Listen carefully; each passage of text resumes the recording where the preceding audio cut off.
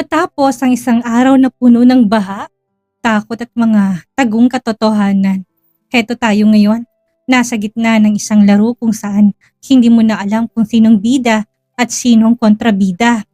Akala natin ay nagbago ng puso ni Calix matapos nang iligtas ang pamilya ni Lara mula sa rumaragasang baha. Akala natin nagsisimula na silang maging totoo sa isa't isa. Pero sa isang pagkakataon, muling narinig ni Lara ang tinatagong agenda ng lalaki. Ang lahat pala ng kabayanihan ay isa lamang hakbang para sa imahe ng Mega Wide. At ngayon, hawak na ni Lara ang susi para sirain si Calix. Ang kontratang pirmado ng mismong boss niya. Paninindigan ba ni Lara ang kanyang paghihiganti o mas matimbang pa rin bang puso niya unti-unting nahuhulog sa lalaking niloloko lang pala siya?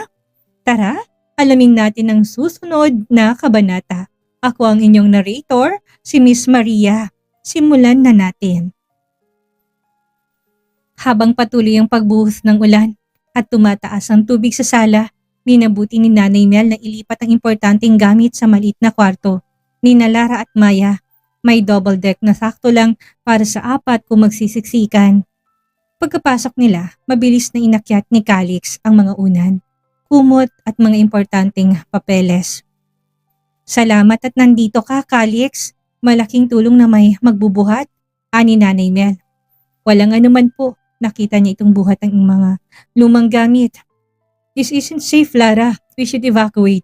Sumama na kayo sa akin sa mansyon. Baling nito sa kanya. Umiling agad siya habang inaayos ang kumot sa itaas ng kama. Hindi na, sanay kami sa ganito. Bukas, suhupa din ng tubig. Sayang lang kung aalis pa kami. Saka walang may iwan sa bahay. Baka may mawalang gamit. Baka hindi naligtas dito. May ilog pang malapit sa inyo. Huwag kang mag-alala. Mas malalim pang baha last year. Tumigil si Calix. Parang gustong makipagtalo pero pinili na lang na manahimik. Pinagmamasdan niya ito. Sa huli napilitan silang magkasama sa masikip na kwarto. Si Calix sa sofa na malapit ng abutin ng baha. Sa ibaba ng double deck nakahiga si Tatay Sandro at Nanay Mel. Kasama naman niya sa itaas si Maya. Ngunit dahil sa ingay ng ulan at lamig ng gabi, ramdam niya na hindi siya mapakali. Lalo na't sa bawat paglingon niya sa ibaba ay nahuhuli niya si Calix na nakatingin sa kanya. Madaling araw na humina na ang kaunti ng ulan pero patuloy pa rin ang pagpatak. Nagising si Lara sa lamig at ingay ng patak sa bubong. Dahan-dahan siyang bumangon at napansing wala na si Calix sa ibaba. Nakita niya ito, nakaupo sa tabi ng maliit na bintana, nakasandal sa dingding habang nakatanaw sa dilim sa labas. Nakababad ang paa. Baka magkasakit ito. Tahimik siyang bumaba mula sa double deck. Ingat na wag magising ang pamilya. Bakit kising ka pa? Bulong niya habang lumalapit. Hindi ako makatulog. Hindi ako sanay sa ganito. Napalunok si Calix. Saka ngumiti ng mahina. Pero very humbling experience para sa akin. Umupo siya sa tabi nito. Pareho silang nakatanaw sa maulan na labas. Nahihiya ako na ngayon ka lang bumisita sa bahay namin. Tapos ganito pa. Pasensya ka na. Masaya ako nakasama ka. Anito na may ngiti sa labit nakbayan siya. Kung hindi lang niya alam ang plano nito, never niyang may isip na niloloko siya kasi parang totoong pinapakita nito. Calix, kung may problema ka, kahit na ano pa yan, handa akong tumulong sa'yo. Basta sana, maging tapat ka sa akin. Gagawin ko kung ano man ang nais mo. Hindi to kagad sumagot, pero naramdaman niya na parang may gusto tong sabihin. Wala naman. Of course, kapag may problema ako, ikaw ang una kong sasabihan. Biglang lumiwanag ang paligid sa isang malakas na kidlat. Kasunod ang dagundong ng kulog na halos yumanig sa buong bahay. Isang iglap lang, nawala ng kuryente at kinain sila ng dilim. Ay! Hindi niya napigilang mapayakap kay Calix sa gulat. Ramdam niyang tibok ng dibdib nito. Mabilis ang pintig sa pagitan ng katahimikan at ulan sa labas. Shh! It's okay. Bulong nito. Marahang kinabig siya palapit. Mainit ang yakap sa kabila ng malamig na gabi. At para bang saglit na nawalang lahat ng ingay sa paligid. Hindi na siya nakapagsalita nang maramdaman niya na bahagyang lumapit ang mukha ni Calix. Nakatitig sa kanya kahit na halos wala ng ilaw. Tanging anino't mahinang liwanag ng kidlat ang gumuhit sa mga mata nito at bago pa siya makapag-isip, marahan nitong nilapit ang labi sa kanya. Napapikit siya at nanlalamig ang kanyang katawan na tumugon sa maalab nitong halik. Naglaplapan sila at nagpalitan ng laway. Heto ng pinakamasarap na bahang naranasan niya. Sandro, nawalan pala ng kuryente. Anang kanyang ina. Agad silang naghiwalay. Naitulak niya ito na parang ayaw pa siyang bitawan. Oo nay, nawalan po ng kuryente. Nasaan pong kandila? Ani ang bahagyang nautal. Hanggang sa kumatok ulit si Mang Tonying. Lilikas na tayo. Nagpadala na ng boat ang barangay. Umanda na kayo. Masyado ng mataas ang tubig at pinalikas na sila ng barangay. Dumating ng rubber boat, nakahawak sila sa lubid. Nakasakay na sila Nanay Mel, Maya at siya. Nasa likod sina Tatay Sandro at Calix. Malakas ang agos ng tubig at basang-basa na sila. Tay, hawak ka lang mabuti sa lubid. Ani ay nag-aalala dahil hindi pa lubos na nakaka-recover ang ama. Mahina pa ito, pero nadulas si Tatay Sandro. Nakita niyang nakabitaw ito at mabilis na inanod palayo. Sandro, Diyos ko! Sandro! Sigaw ng ina niya. Nanginginig ang boses sa takot. Walang pag-aalinlangan na lumusob si Calix sa mabagsik na agos upang sagipin ng ama. Halos lamunin to ng tubig habang hinahabol si Tatay Sandro na lumulubog at sumusulpot sa ibabaw. Madilim din kaya mas nahirapan itong hanapin ng ama. Calix, mag-iingat ka! Tay, nasa na po kayo? Halos punit ang boses niya sa kaba. Hindi siya humihinga at pilit inaaninag sa dilim ang ama at si Calix. Abot-abot ang dasal niya. Ilang ulit pa na sumisi si Calix. Pilit hinahanap ang matanda sa ilalim ng malalim na baha. Nang sa wakas ay nahawakan ito ng binata, kitang-kitang pagod sa mukha ni Tatay Sandro. Nalalamig na at hingal na hingal pero hindi pa sila ligtas. Malakas ang hatak ng agos at muntik ng parehong matangay ang dalawa. Napasigaw siya ng malakas. Sa tulong ng mga tanod sa rubber boat, naihagis ang isa pang lubid. Mariin itong hinawakan ni Calix habang buhat-buhat si Tatay Sandro. Saka sila dahan-dahang hinila pabalik. Pagkasampa nila sa bangka, kapahingal at basang-basa, agad niyakap ni Nanay Mel ang asawa. Luhaan sa pasasalamat. Salamat Calix anak. Kung wala kay baka kung ano na nangyari sa... Hindi na nito natapos ang sasabihin. Nanginginig pa rin ang kamay habang lumuluha. Napayakap siya kay Calix bilang pasasalamat sa pagliligtas sa kanyang ama. Tila nabura ang sama ng loob niya sa lalaki. Pagdating nila sa evacuation center, agad na sinalubong ng mga voluntaryo ang pamilya ni Lara. Mabuti na lang at ligtas silang lahat kahit nabasang-basa at pagod. Inalalay ni Calix ang buong pamilya niya. Hawak nitong isang payong habang inaalalayan si Nanay Mel at Tatay Sandro papunta sa loob. Sa halip na magpahinga ay kagatong naghanap ng paraan para makatulong. Nakipag-usap to sa mga barangay opisyal at inisikasong pagpapadala ng tulong mula sa Megawide Corporation, mga kahon ng bottled water, instant food packs, kumot at mga hygiene kits. Mabilis ang pagdating ng tulong mula sa kumpanya, naunahan pa ang lokal na pamahalaan. Hindi lang yon, nakita rin ng mga tao kung paano to personal na nagbuhat ng mga sako ng bigas, nagabot ng pagkain sa mga bata at tumulong magayos ng sleeping mats para sa mga matatanda. Walang boss, sa kilos ng CEO parang isa lang din itong ordinaryong residente na may malasakit. Hindi niya alam kung bakit feeling proud wife siya. Kinabukasan ay nag-viral sa social media ang pagliligtas ni Calix kay Tatay Sandro. Ate Lara, tignan mo, may nag-upload sa Facebook ng video ni Calix habang nililigtas si Tatay. Excited na sabi ni Maya. Pinanood nilang magkapatid ang video. Delikadong ginawa ni Calix. Kitang-kitang malakas ng agos ng tubig at kung ilang beses tong tinangay habang hinahanap si Tatay Sandro. Buti na lamang at nakaligtas to at ang kanyang ama. Libo-libong nag-share at puro papuri ang nasa comment section para sa CEO ng Megawide. Napangiti siya habang binabasa ang mga komento sa phone niya. Pero mas sigit pa sa papuri ng publiko, ramdam niya na mas lumalim ang koneksyon ni Calix sa pamilya niya. Nakita ng mga magulang niya kung gaano kabuti ang puso nito. Habang abala, nag-vibrate ang phone ni Calix. Tumatawag ang kaibigan nitong si Luther. Naglakad ito papunta sa gawing likuran ng evacuation center kung saan halos wala lang tao sa bahaging yon maliban sa ilang volunteer na nagbabantay. Pare, congrats ha, bungad ni Luther sa kabilang linya. May halong biro at paghanga. Trending ka na, yung viral video mo. Puro papuri. Hindi ko akalain na isusugal mong buhay mo para iligtas ang tatay ng assistant mo. Dati pa ako matulungin, natatawang sabi ni Calix. Alam ko matulungin ka dati pa, pero dati hanggang donasyon ka lang. Personal mo mang pera o galing sa kumpanya. Iba ka na ngayon bro. Napatawa si Calix. First time ko nga mag hands-on bro.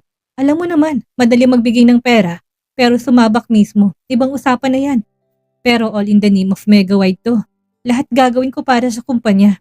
Saka panahon na upang magbago ang imahe ko sa publiko. Sa hindi kalayuan, nakatayo si Lara. Nakita niya nagpunta sa gawing ito si Calix. Iayain sana niya itong magpahinga na, pero napatigil nang marinig ang sinabi ng lalaki. Para bang may matalim na bagay na tumusok sa puso niya. Kanina lang, akala niya lahat ng ginawa nito ay galing sa puso. Ang pagligtas kay Tatay Sandro, ang pag-aalaga sa kanila at ang pagbibigay ng tulong sa mga kababayan. Pero ngayon, napagtanto niya na may kapalit pala. Hindi to dahil sa malasakit, kundi para sa pangalan ng minamahal na kumpanya. Ramdam niyang bigat sa dibdib, parang 2 beses siyang sinaksak. Ang mas masakit sa lahat, pati pamilya niya nadamay na. Niloloko rin ni Calix ang mga taong pinakamamahal niya. Nagkublit siya at pinipigilan ang luha.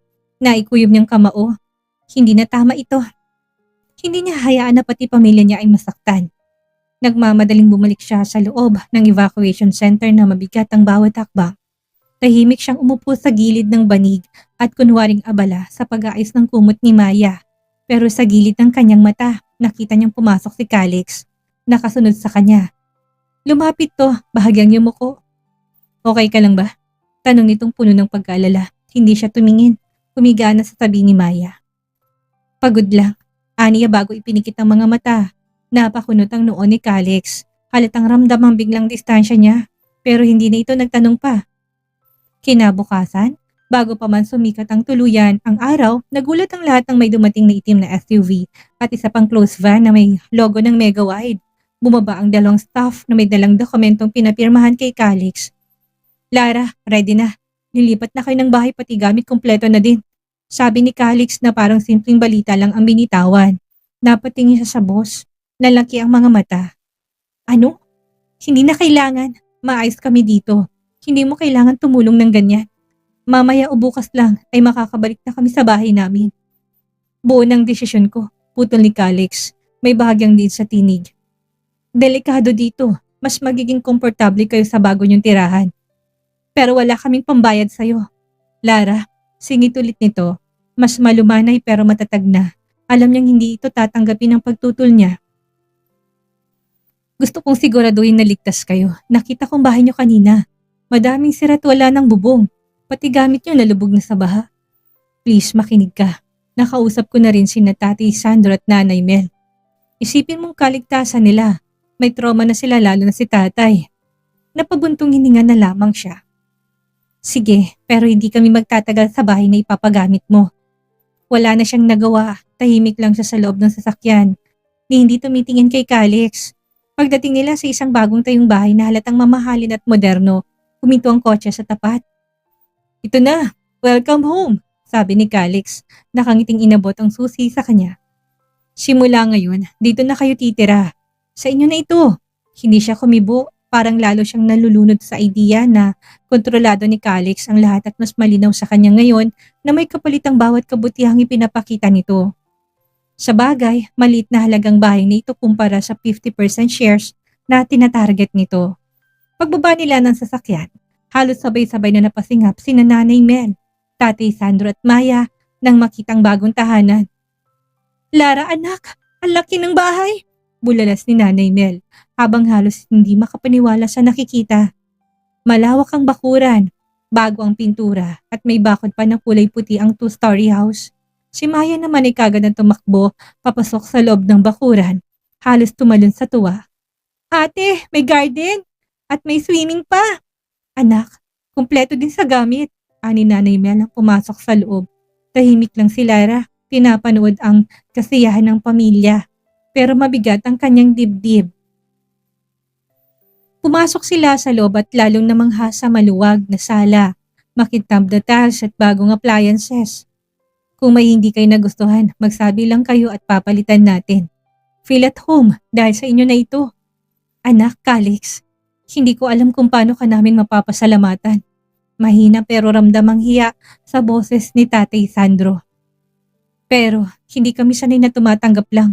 Maghuhulog kami buwan-buwan para dito. Kahit na magkano, basta may balik kami. Muntik niya nang sabihin sa ama na huwag mahiyat katakot-takot na sama ng loob ang kapalit ng libreng bahay. Wala sa plano niyang magtagal dito. Umiling si Calix. Wala na kayong iisipin. Hindi niyo kailangan magbayad. Ituring niyo na lang na regalo to mula sa Megawide dahil sa dedikasyon ay pinakita ni Lara. Napatango si Tatay Sandro. Halatang hirap tanggapin ang ganong kabutihan ng walang kapalit. Calix, maraming salamat. Malaki ang utang na loob ng pamilya namin sa'yo, sabi ni Nanay Mel at pilit na ngumiti kahit nabakas ang pagkailang. Nakatingin lang sila kay Calix at nang madinig niyang sinabing mula sa Megawide, parang lalong tumagos sa puso niyang kirot at galit na pilit niyang kinukubli. Kinabukasan maagang dumating sina Lara at Calix sa opisina. Pagbukas pa lang ng pinto ng building, sinalubong na sila ng ilang reporters. May hawak na kamera at mikropono ang mga ito. Sir Calix! Sir Calix! Pwede po bang makahingi ng ilang minuto para sa interview tungkol sa kabayanihan ninyo? Sigaw ng isang babaeng reporter habang nakahabol sa kanila. May mga flash ng kamera na sunod-sunod at tila hindi maalis ang ngiti sa labi ni Calix habang tumatangot tumutugon sa mga tanong. Sir Calix, ano pong nagtulak sa inyo para personal na tumulong sa mga nasalanta ng baha? Kusa siyang lumayo upang bigyan daan ng mga reporter.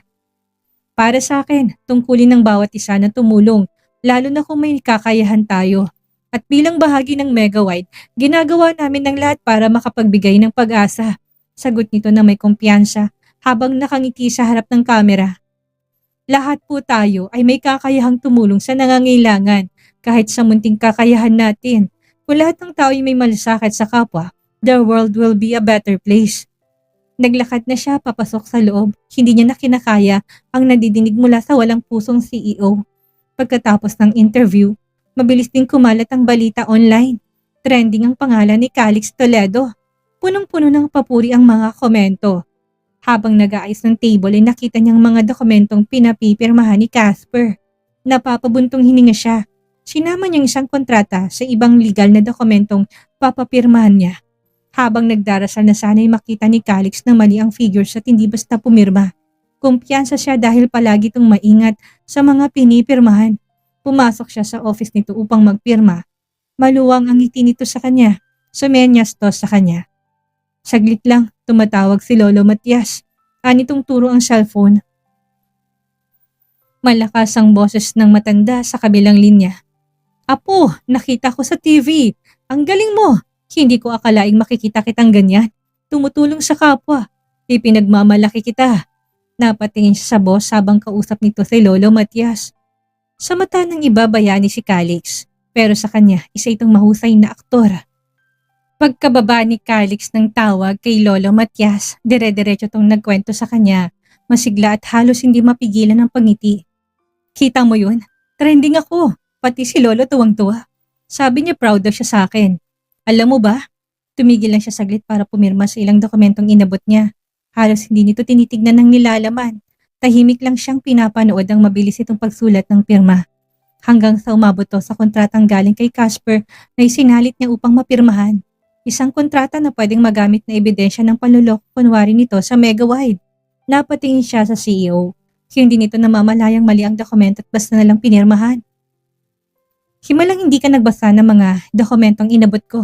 Aniyang bahagyang pinipigilan ang boses na magpahalata ng kaba. Nabasa mo na to at hindi mo dadalhin dito na hindi tama. I trust you, Lara. Sagot ni Calix at muling bumalik sa pagkukwento. Masarap pala sa pakiramdam ang pagtulong.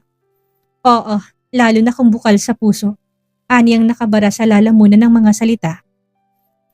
I'm so proud of you. Hindi lang ako kundi ang buong Megawide. Sabi niya. Parang may sumuntok sa sikmura niya nang mailapat ang pintuan ng opisina. Maaari niya nang ibigay kay Casper ang pirmadong kontrata upang gamitin laban kay Calix. Napahinga siya ng malalim. May hawak naman siyang ebidensya na walang kasalanan si Calix. Mag-iipon pa siya ng ebidensya para sa boss. Habang naglalakad pabalik sa cubicle, tumunog ang cellphone niya. Mensahe mula kay Casper. Kita tayo sa cafe sa tapat ng Megawide. May mahalaga akong sasabihin. Mabilis niyang kinuha ang kontratang pinirmahan ni Calix kanina. Bago pa siya magpunta, dumaan na muna siya sa photocopier.